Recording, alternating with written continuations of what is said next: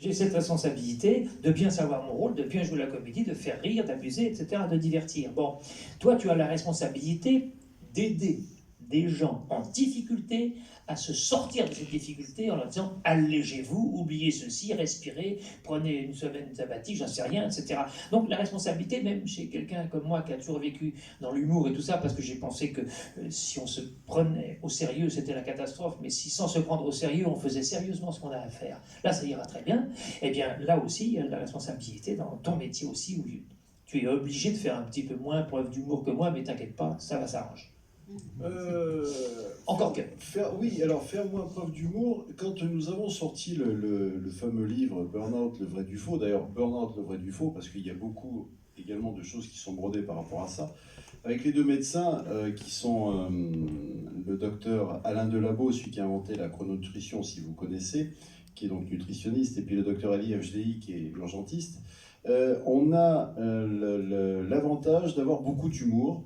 Et quand nous avons sorti le livre, nous avons fait une vidéo de présentation tous les trois, et sur la vidéo d'ailleurs qui est toujours sur la page Facebook Burnout, le vrai du faux, on a rigolé, on s'est éclaté de rire avec la sortie du livre. Et nous avons eu des commentaires en disant mais messieurs, c'est inacceptable, vous parlez d'un sujet qui est dramatique, qui est sérieux, et vous rigolez. Et nous on s'est dit mais pourquoi est-ce qu'on va être sérieux sur un sujet que vous estimez sérieux? Oui, c'est sérieux, bien sûr. Et alors, il y a plein de manières de traiter les sujets. C'est pas parce que on a un état d'esprit joyeux, on a envie de s'amuser, qu'on ne peut pas faire les choses consciencieusement. Je dis pas sérieusement, consciencieusement. Parce que il y aurait encore de quoi développer sur le côté sérieux. Tout le monde veut faire les choses sérieusement, très bien, je vous laisse faire les choses sérieusement. Mais je vous incite plutôt à faire les choses d'une manière professionnelle, une manière consciencieuse. Je ne sais pas si vous vous souvenez, enfin moi c'était mon grand-père qui me parlait de ça, même mon père, qui me disait mais la conscience professionnelle, vous avez entendu parler de ça, la conscience professionnelle. Est-ce que vous pensez aujourd'hui que la majorité des personnes travaillent avec cette fameuse conscience professionnelle? On fait le job parce qu'il faut faire le job, ça nous enquiquine, le patron on l'aime pas, le client est insupportable. Il y a une perte de conscience.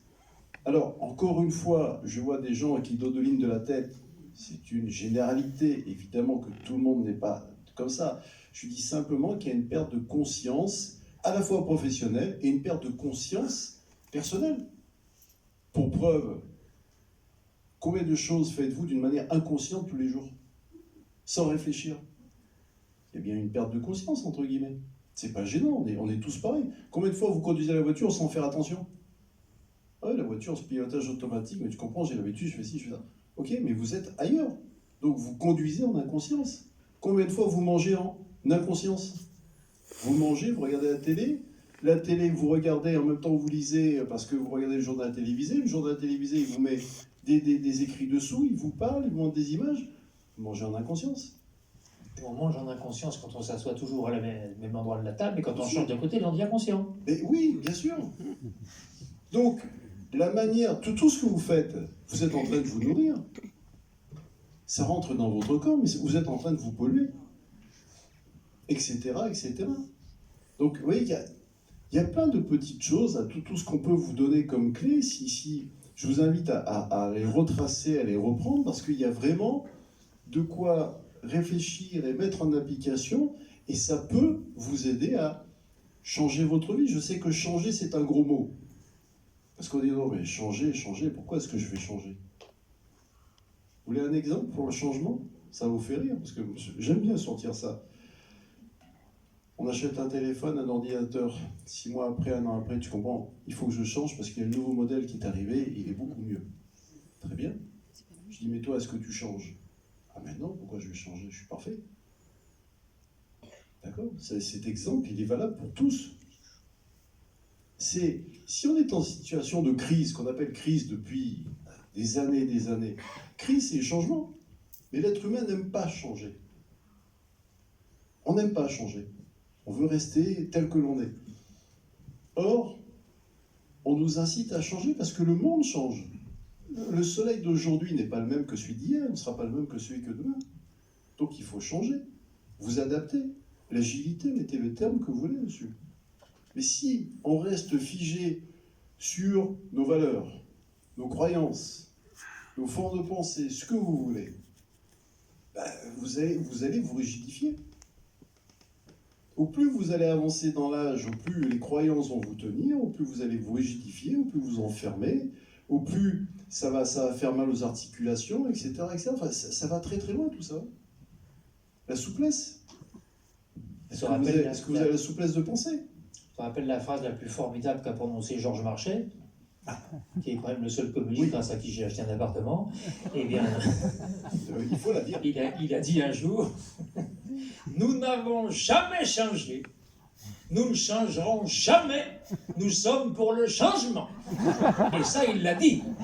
Je peux vous assurer qu'il l'a dit. Je ne fais que répéter, intelligemment d'ailleurs, ce qu'il a dit. Et à cela, c'est facile de rebondir. C'était quoi le slogan de Hollande? Le changement, c'est maintenant. Ah oui. Eh oui. Le changement, ça sera toujours maintenant. Donc, quelle est votre capacité de changer au quotidien? Mais encore une fois, il faut que ça soit... Si vous le faites, faites-le légèrement, faites-le en vous amusant. Il n'y a aucune contrainte à faire. Il n'y a aucune contrainte. Quand je m'occupe de mes clients, en aucun cas, je dis on va faire un travail. On ne travaille pas, on fait que des exercices. On s'amuse. Tiens, on va faire une expérience, on va faire ci, on va faire ça. Ah oui, ça se passe bien. Il n'y a pas de contrainte, il n'y a pas de... Si vous mettez le mot travail, la définition étymologique du mot travail, c'est un peu quelque chose de barbare. Donc, ça ne sert à rien.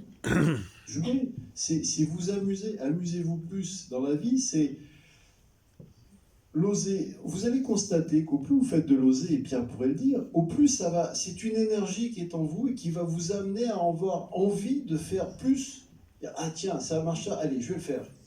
Et ça va vous faire du bien, ça augmente la confiance. Donc, vous y allez, ça augmente votre capacité de joie. Parce que vous dire, tiens, il se passe telle chose. Ça va être utile, ça va servir. Ça donne le moral de se dire, aujourd'hui, j'ai osé.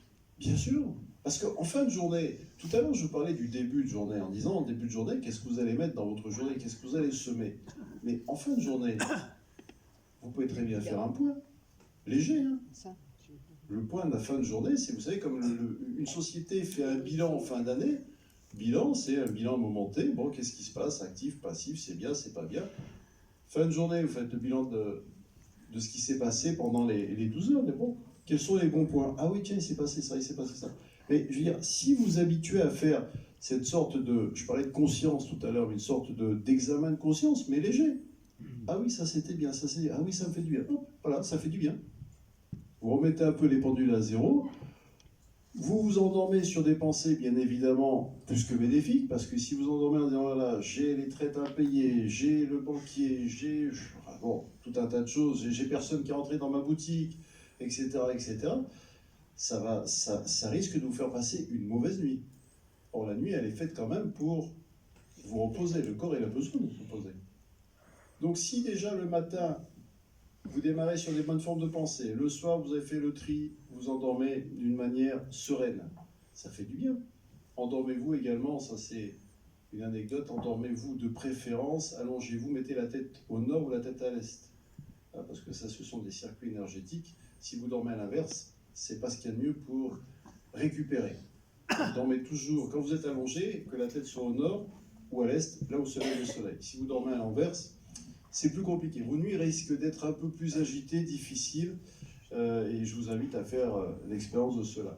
Mais tout ce que l'on vous dit là, ce sont des choses réelles, pratiques, qui peuvent vous servir.